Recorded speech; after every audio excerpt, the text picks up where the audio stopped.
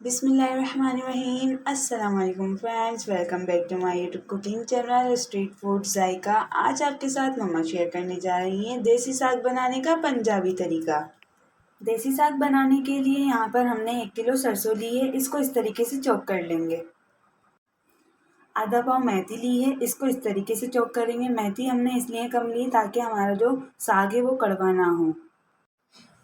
2 kilo पालक, इसको भी हम इस तरीके से चॉप करेंगे। इन तीनों चीज़ों को हमने सरसों, पालक और मेथी को हमने अच्छी तरीके से वॉश करना है। वॉश करने के बाद हम इसे पकाने के लिए रखेंगे। और अगर आपके पास बथुआ हो तो आप इसमें आधा पाव बथुआ या फिर मेथी से कम आप कर सकते हैं। सब्ज़ी जो है वो अच्छे से वॉश हो गई।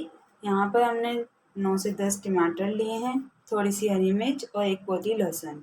साग को हमने पकाने के लिए रखा है। इसमें टमाटर, हरी मिर्चें और लहसुन ऐड करने के बाद 2 गिलास पानी ऐड करेंगे। पानी ऐड करने के बाद इसको हमने ढककर मीडियम हाई फ्लेम पे एक बॉयल देना है।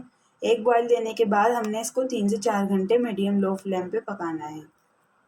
साग में बॉयल आ गया है, सब्जियों ने भी पानी छोड़ दिया है। अब पानी को हमने यहाँ पर हाई फ्लेम पे खुश्क नहीं करना, हमने बल्कि मीडियम लो फ्लेम करनी है। लो फ्लेम करने के बाद हमने इसकी गुठाई करनी है।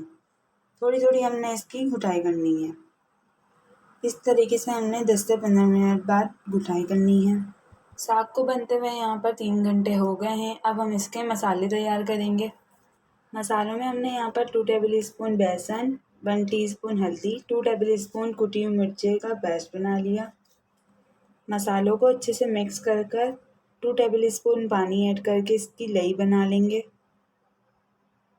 बहुत से लोग यहाँ पर मकई का आटा इस्तेमाल करते हैं, हमने यहाँ पर 2 टेबल स्पून बेसन का इस्तेमाल किया है। 2 टेबल स्पून कुटी हुई मिर्चों का हमने पेस्ट बना लिया था। 1 टीस्पून हल्दी, इसका हमने अच्छे से पेस्ट बनाना है। गुठलियाँ नहीं होने चाहिए वरना हमारा जो साग है वो ख़राब हो जाएगा।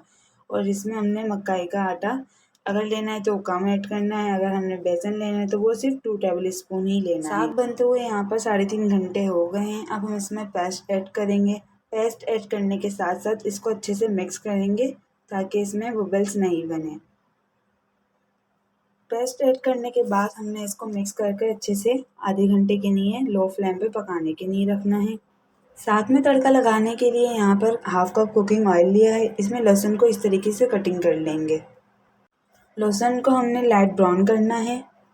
देसी साग बनते हुए यहाँ पर 4 घंटे हो गए हैं। इसमें हम देसी लहसुन का तड़का लगाएंगे। तड़का आप प्याज, जीरे का भी लगा सकते हैं, लेकिन देसी लहसुन से इससे बहुत ही ज़्यादा अच्छा टेस्ट आता है। गर्मा गर्म देसी जायकेदार पंजाबी साग बन के रेडी हो गया है। वीडियो पसंद आए तो please like, comment, share and subscribe. Bell icon को प्रेस करना मत भूलिएगा।